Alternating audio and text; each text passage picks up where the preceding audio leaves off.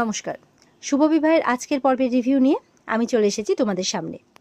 তো আজকের পর্বে তার আগে জানিয়ে দিই, বাংলা সিরিয়াল সমাচারে সবাইকে অনেক অনেক স্বাগত।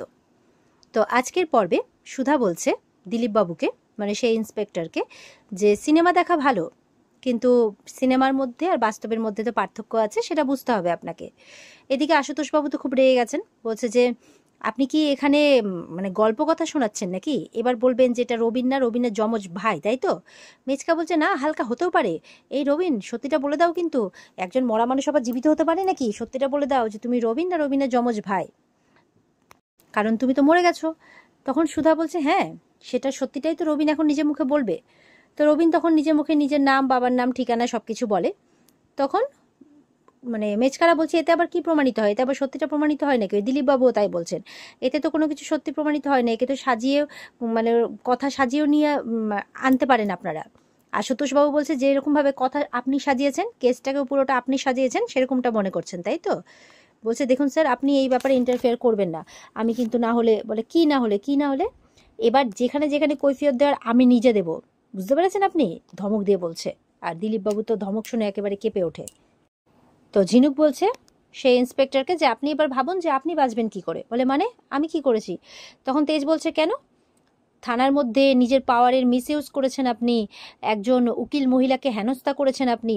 ঝিনুক বলছে হ্যাঁ, সবটাই কিন্তু আমার ভিডিও রেকর্ড করা আছে, আমি ঠিক আগে থেকে সবটা সেটিং করে রেখে দিয়েছিলাম। আপনি কি ভাবছেন আপনি এত সহজে ছাড়া পেয়ে যাবেন? আমি কোর্ট অবধি আপনাকে নিয়ে যাব, শাস্তি তো ঠিক করবই, তার সাথে আপনাকে সাসপেন্ড কি করে করানো যায় আমি সেই ব্যবস্থা করব। তো পুলিশ তো বলছে কি যাতা কথা বলছেন আপনারা? বলে হ্যাঁ, ওরা নাকি সত্যি মিথ্যা, মানে এটাকে মিথ্যাটাকে সত্যি করে সাজানোর চেষ্টা করছে সেই দিলীপ বাবুর কথা অনুযায়ী। তখন সুধা বলছে কোনটা সত্যি আর কোনটা মানে কোনটা মিথ্যা সেটা তো কোর্ট দেখে নেবে, তাই না? আর ইয়েদেরকে বলছে, মানে মিডিয়াকে, আপনারা তো কোনো কিছু না জেনে শুনে এখানেই কোর্টরুম খুলে বসেছিলেন, তাই না?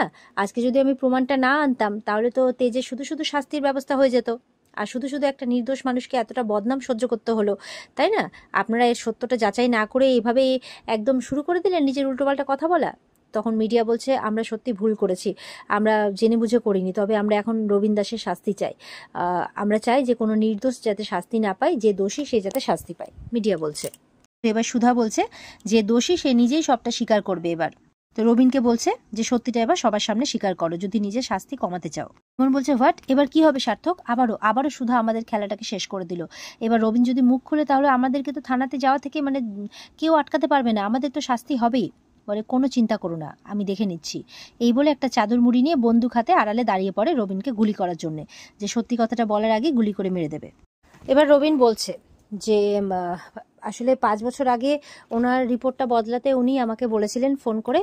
আর এমনকি সেদিন তেজ বসু মল্লিক যখন রেকর্ড রুমে গেছিলেন নিজের 5 বছর আগে রিপোর্ট খুঁজতে, তখন আমাকে উনি ফোন করে জানান, আর আমি সেই মতো করে ওখানে পৌঁছে যাই। আর তেজ বসু মল্লিককে ইচ্ছে করে উত্তেজিত করি যাতে উনি আমাকে মারার জন্য উদ্যত হন, আর ঠিক তেমনটাই হয়। উনি আমাকে মারেন এবং সেই মতো করে আমি মারা যাওয়ার ভান করি। তারপর আমার বডিটা মর্গে নিয়ে যাওয়া হয়, সেখান থেকেই একটা অন্য বডি আমার জায়গায় প্লেস করে দেওয়া হয়, যেটা আমার ফ্যামিলিকে দেওয়া হয়। সেই দিলীপ বাবু বলছেন যে এটা কি করে সম্ভব, এটা কি করে হতে পারে? আর ওই নার্স সিনহা, উনি তো নিজে বলেছিলেন সবটা, যে হ্যাঁ উনি মারা গেছেন, আর উনি তো নিজে ডিক্লেয়ার করেছিলেন। তখন বলছে সেই সিনহা মিসিং। আশুতোষবাবু বলছেন মানে মিস সিনহা মিসিং, আর হবে না, আপনারা সবাই তো এর মধ্যে ইনভলভ হয়ে আছেন, খোঁজ চলছে, চিন্তা করবেন না, ধরা পড়বে। তো ইন্সপেক্টর একদম চুপ করে যায়। রবিন বলছে হ্যাঁ, আমি সিনা, মানে ওই নার্স উকিল, মানে নার্স আর কি, সবাই এর মধ্যে যুক্ত ছিল, সবাই আমরা টাকার লোভে এই কাজটা করেছিলাম, তাই বলছে। মেচকা কিন্তু ওখানে শুধু হাত মাত্রাচ্ছে এক কর্নারে দাঁড়িয়ে, যদি সত্যিটা বলে দেয় তাহলে আমার কি হবে, এরকম একটা ব্যাপার। তো সত্যিটা তো এখানে প্রমাণিত হয়ে যায়, রবিন সত্যিটা বলে দেয়, শুধু এখনো মানে ভিলেনদের নামটা বলেনি। তেজ এদিকে সুধার দিকে আসে, সুধার হাতটা ধরে বলছে থ্যাংক ইউ সুধা, আমি যেখানে ছোটোখাটো ব্যাপারে তোমাকে সন্দেহ করেছি, তুমি সেখানে এত বড় একটা ব্যাপার, আমার উপরে খুনের অ্যালিগেশন লেগেছে, তবুও তুমি আমাকে বিশ্বাস করে এটা প্রমাণ করে দিলে সবার সামনে যে আমি নির্দোষ। সত্যি এর জন্য তোমাকে যে কী করে আমি ধন্যবাদ জানাবো, তাই বলছে। তেজ বলছে, মানে সুধা বলছে তুমি কোনো অন্যায় করতে পারো না, তুমি কোনো খুন করতে পারো না, এটা আমি জানতাম, আমার বিশ্বাস ছিল, আর এটা প্রমাণ করার জন্য, তোমাকে নির্দোষ প্রমাণ করার জন্য আমি যা খুশি তাই, মানে অনেক কিছুই করতে পারি আর কি, সব কিছু করতে পারি, তাই বলছে। এবার তো ওখানে যারা লোকজন দাঁড়িয়েছিল এতক্ষণ তেজের শাস্তির জন্য একদম কি বলবো খুব ধ্বনি দিচ্ছিল, এবার তো তারা বলছে যে ওই নার্স সিনার শাস্তি চাই, নার্স সিনার শাস্তি চাই, এভাবে বলে যাচ্ছে। তো বলছে সেই নার্স সিনার শাস্তি চাই আর ওই হসপিটালে আমরা আর কখনো যাব না। সুধা বলছে না, ওই হসপিটালের 2-1 মেম্বারের জন্য বাকিরা তো দোষী হতে পারে না, ওখানে এখনো অনেক ভালো মানুষ আছে, ভালো ডক্টর আছে, ভালো নার্স আছে, তো 2-1 জন্য আমরা সেটা করতে পারি না, বরঞ্চ এই সমস্ত জায়গাতে যারা এই সমস্ত পাপ কাজ করছে তাদেরকে আমাদের গোড়া থেকে উপড়ে ফেলতে হবে, তাই বলছে। এবার কিন্তু সুধা, তরিতা, সমুদ্র, ঝিনুক, তেজ সবাই মিলে এক এক করে রবিনকে প্রশ্ন করছে যে বলো এই মিথ্যে নাটকটা সাজানোর কথা তোমাকে কে বলেছিল। তেজ বলছে সেদিন হসপিটালে তুমি পৌঁছেছিলে, তার মানে নিশ্চয়ই কেউ তো ফোন করে তোমাকে ইনফর্ম করেছিল, সেটা কে। ঝিনুক বলছে কি হলো, চুপ করে আছো কেন, উত্তর দাও। ওদের কিন্তু বন্দুক নিয়ে সার্থক একদম প্রস্তুত হয়ে গেছে, বলবে কি, মুখ খুলবে কি, একদম গুলি মারবে। আর রবিন তো চুপ করে আছে ভয়ে। সুধা বলছে ভয় পাওয়ার কোনো কারণ নেই, চুপচাপ বলে দাও যে এই সব করতে তোমাকে কে বলেছে। তো অনেকক্ষণ ধরে বলে যাচ্ছে, রবিন কিন্তু কিছু বলছে না।